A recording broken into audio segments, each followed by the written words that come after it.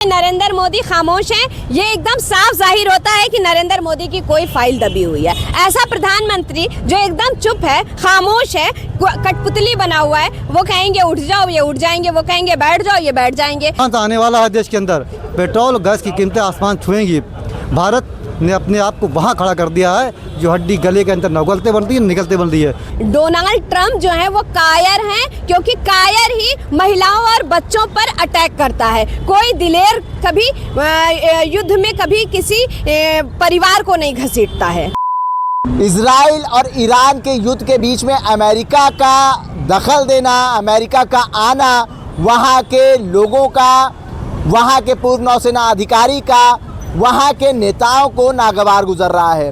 वो कह रहे हैं इजराइल के और ईरान के युद्ध से आप अपने आप को अलग कर लीजिए। लखनऊ में आपने देखा कि आयतुल्लाह अली खामनाई की मौत के बाद किस तरीके से यहाँ पे मातम हुआ, किस तरीके से यहाँ पे शोक मनाया गया।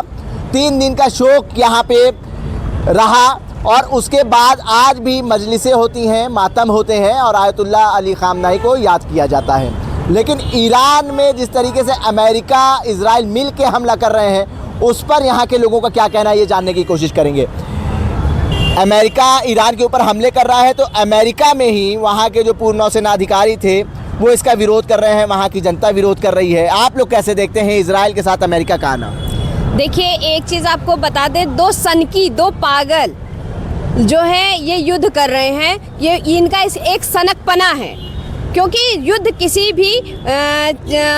किसी भी समस्या का समाधान नहीं है। पहली बात आपको मैं बता दूं। दूसरी बात, जिस तरह से अमेरिका ने एक स्कूल पर जिस तरह से मिसाइल गिराई है, जिस तरह से वहाँ पे आतंक मचाया हुआ है कि छोटे छोटे बच्चे, सोचिए कि ये कैसे, इनको कितनी माँओं की आह लगेगी कि छोटे छोटे बच्चे जो 5 साल से लेके 13-14 साल के बच्चे हैं एक प्राइमरी स्कूल पर, ये तो युद्ध के भी विरुद्ध है कि आप किसी स्कूल अस्पताल पे नहीं गिरा सकते हैं बम। आप जंग करिए, बिल्कुल आपको लड़ना है तो आप ईरान से बिल्कुल लड़िए, लेकिन आप क्या कर रहे हैं? आप अपनी कायरता दिखा रहे हैं। डोनाल्ड ट्रंप जो है वो कायर हैं, क्योंकि कायर ही महिलाओं और बच्चों पर अटैक करता है। कोई दिलेर कभी युद्ध में कभी किसी परिवार को नहीं घसीटता है।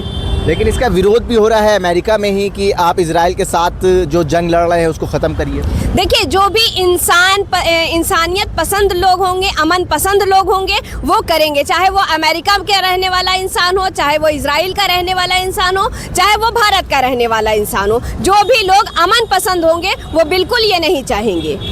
ठीक है, और भी लोग हैं, उनसे पूछ लेते हैं कि इजराइल और ईरान के युद्ध के बीच में अमेरिका जो साथ दे रहा है इजराइल का, उसमें अमेरिका का ही विरोध अमेरिका के नागरिक और पूर्व नौसेना अधिकारी कर रहे हैं, वहाँ के नेता कर रहे हैं। वो बिल्कुल सही कर रहे हैं, क्योंकि उसकी तानाशाही जो है हद से ज़्यादा सभी मुल्कों के ऊपर बढ़ चुकी है और ज़बरदस्ती हस्तक्षेप करता है वो हर एक के बीच में। जहाँ उसका दखल नहीं भी होना चाहिए वो वहाँ अपना दखल करता है ना। और इस तरीके से उसकी तानाशाही अब चलेगी नहीं। अब ईरान जो है अपने फुल उस पर आ गया है कि अब आर और पार की लड़ाई है उसकी। उसको ये नहीं मालूम है कि क्या होगा क्या नहीं होगा, उससे कोई मतलब नहीं है। ठीक है, तो इसलिए जो है जो भी होगा अब देखिए, आगे आ ही रहा है वक्त। जो कुछ देखना चाहते हैं आप देखिए, सबके सामने है। इस तरीके से उसकी तानाशाही जो अब ख़त्म होकर रहेगी, ऐसा हालात लग रहे हैं और होना भी चाहिए, क्योंकि जुल्म बहुत दिन तक के नहीं चलता। छोटे छोटे मासूम बच्चे, आपने 150-160 लगभग बच्चों को मार दिया एक स्कूल में अटैक करके। ये कोई अच्छी बात है? ये बेहतर है? किसी भी तरीके से ये बेहतर नहीं है। और ये किसी भी तरीके से हमारे मुल्क के लिए क्या दुनिया के लिए बहुत ही ख़तरनाक मैसेज है। और इसके ऊपर जो सख्त से सख्त आंदोलन होना चाहिए, कार्रवाई होना चाहिए। और सबका इसमें हक है बोलने का, इसमें किसी को कोई हस्तक्षेप करने की ज़रूरत नहीं है। देखिए, मैं एक बार फिर कहूँगी कि जिस तरह से नरेंद्र मोदी खामोश हैं, ये एकदम साफ जाहिर होता है कि नरेंद्र मोदी की कोई फाइल दबी हुई है। ऐसा प्रधानमंत्री जो एकदम चुप है, खामोश है, कठपुतली बना हुआ है, वो कहेंगे उठ जाओ ये उठ जाएंगे, वो कहेंगे बैठ जाओ ये बैठ जाएंगे। ये ऐसी क्या मजबूरी है भाई? अगर डोनाल्ड ट्रंप के हाथों की कठपुतली नहीं है हमारे नरेंद्र मोदी जी, तो ये बोल क्यों नहीं रहे हैं? इतने छोटे छोटे मासूम बच्चों का खून हो गया है।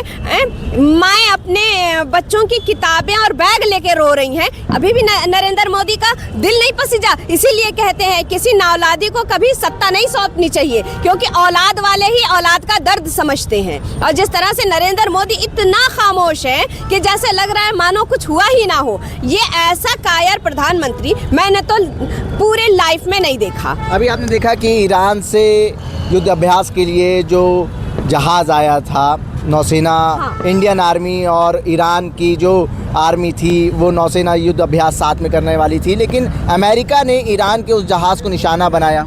हाँ, मैं आपको बता दूं, देखिए अगर आपकी सरहद में कोई आता है, कहते हैं मेहमान थे वो हमारे, अतिथि देवो भव, तो अगर वो मेहमान थे तो ये हमारी जिम्मेदारी बनती है, ये प्रधानमंत्री की जिम्मेदारी बनती थी उनको बॉर्डर क्रॉस कराना। आपने बुलवा के मरवा दिया। ये हमारे प्रधानमंत्री हैं कि जो आपका हर वक्त साथ दे रहा है, हर चीज़ें आपको मुहैया करा रहा है, वो आपको सामान देने आया और आपने उसको मरवा दिया। ये तो साफ जाहिर हो रहा है ना कि बुला के मरवाया है इन्होंने। और हम तो एक बात और भी कहेंगे, जब दोनों देशों में कुछ बातचीत चल रही थी तो हमारे नरेंद्र मोदी जी को वहां जाकर ही खीखी नहीं करना चाहिए था। क्या पता नहीं क्या जाके ही खीखी करने लगे कि दूसरे ही दिन से वहां पर लड़ाइयां शुरू हो गई। फादरलैंड बताया ना भाई, उनकी बात तो ना ही करें तो अच्छा है। वो कब किसको माता बता देंगे, कब किसको पिता बता देंगे, कब किसको फादर बता देंगे। जिसकी खुद की पत्नी छोड़े हुए प्रधानमंत्री हमारे, अब हम उनकी क्या बात करें। भाई बात उनकी करें ना जिनकी बातों में दम हो, उनकी बातों में कौन सी दम। वो आ जाएंगे आधी रात के बाद, भाई उनके कहते हैं ना वो कुछ भी लेकर आ सकते हैं। वो कहेंगे नोटबंदी, वो कुछ भी बंद करा सकते हैं, लेकिन वो युद्ध नहीं बंद कराएंगे। उस पर इतनी चुप्पी साधे हैं मानो देश में कुछ हुआ ही ना हो। और उनको ये नहीं पता कि अगर ये युद्ध नहीं रुकता है तो सबसे बड़ा अगर नुकसान किसी का होगा तो वह एक इंसान का होगा, आने जो यहाँ लोग रहते हैं, नौजवान रहते हैं, उनका होगा। बहुत से लोग बाहर विदेशों में कमा रहे हैं, आप तो यहाँ रोजगार दोगे नहीं। अगर जो बाहर जा रहा है कमा रहा है और ये वर्ल्ड वार हो रहा है तो इसमें आप शांति से बैठे तमाशा देखोगे। अमेरिका का इंटरफेयर करना, इजराइल के ऊपर तो हमले हो ही रहे थे ईरान की तरफ से, लेकिन अब अमेरिका जो है वो ईरान के ऊपर हमले कर रहा है। जवाबी कार्रवाई में आपने देखा सऊदी के ऊपर ईरान ने हमले करे और बहरीन के ऊपर करे, कुवैत के ऊपर करे, जहाँ जहाँ सैन्य ठिकाने थे वहाँ पर ईरान ने हमले करे अमेरिकी सैन्य ठिकानों पर। जी, जो भी ये लड़ाई शुरू हुई है, जाल बिछाया हुआ अमेरिका का, इजराइल का नहीं है ये। और अमेरिका ही ने अटैक के कहने पे किया, वरना इजराइल की ये हिम्मत नहीं थी कि वो अटैक कर देता है ईरान के ऊपर, क्योंकि अभी 12 जून वाली जंग में वो इतना अपना नुकसान करा चुका है कि दोबारा उसकी हिम्मत नहीं थी। अगर अमेरिका वहाँ पे इंटरफेयर ना करता तो वो हमला नहीं कर सकता था। मतलब इससे पहले जो जंग हुई थी, 12 दिन चली थी, उसमें कह सकते हैं कि इजराइल घुटनों पर आ गया था ईरान के। इजराइल घुटनों पे आ गया था और आखिर में अमेरिका को यानी अपनी जो उसने कमिटमेंट किया था कि हम 15 दिन बाद इसमें बोलेंगे, और उसको तोड़ के उसको आना पड़ा बचाने के लिए, अगर अमेरिका ना आता।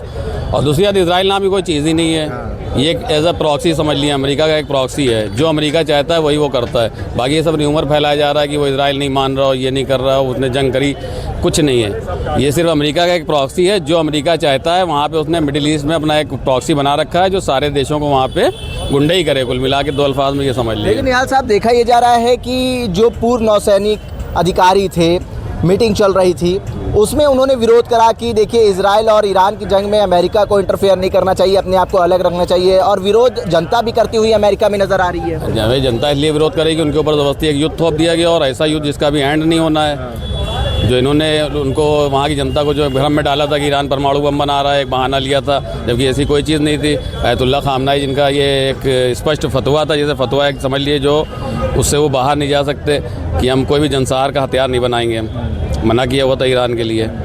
और ये एक र्यूमर फैला के कि वो परमाणु बना रहे हैं और वो कर रहे हैं, इसके लिए आपने वो किया। अगर उसको परमाणु बनाना होता तो कब का बना लेता। लेकिन ईरान अकेला खड़ा नज़र आ रहा है अभी तक। ईरान बिल्कुल अकेले लड़ रहा है, कोई वो नहीं है। उसके जो साथ देने वाले उसके जो संगठन है अपने, वही लोग साथ दे रहे हैं, जो सब जुल्म का शिकार हैं। और एक चीज़ और देखिए, इसमें ये जो जंग, जितने भी लोग ये मिलकर इसमें जंग कर रहे हैं, ये वही पूरा स्ट्रक्चर है जो एप्स्टीन फाइल का स्ट्रक्चर है। सब उसमें इन्वॉल्व हैं और यही लोग उसमें मिलकर एक तरफ हैं। अभी समझ लीजिए कितने नीच लोग हैं, चाहे आप ट्रम्प को कहें चाहे जिसको भी, यानी जो एप्स्टीन फाइल में शामिल हैं। बाकी तो आपने सारी फाइलें देखी होंगी। एप्स्टीन फाइल में तो हमारे भी प्रधानमंत्री एप्स्टीन फाइल भी नाम आया, प्रधानमंत्री का नाम आया कि उन्होंने जाके उनको खुश करने के लिए उनकी मदद ली है। और भी लोग हैं, उनसे बात करते हैं। अमेरिका, इनका कहना है कि पहले से सारी चीज़ें प्लान थी, अमेरिका के कहने पे ही इजराइल ने हमला करा। लेकिन देखा ये जा रहा है कि अमेरिका में ही विरोध हो रहा है। जो पूर्व सैनिक अधिकारी थे उन्होंने भरी मीटिंग में इसका विरोध करा, अमेरिका की जो जनता है उन्होंने इसका विरोध करा। वहाँ पे देखा जा रहा है कि अमेरिका का विरोध हो रहा है कि आप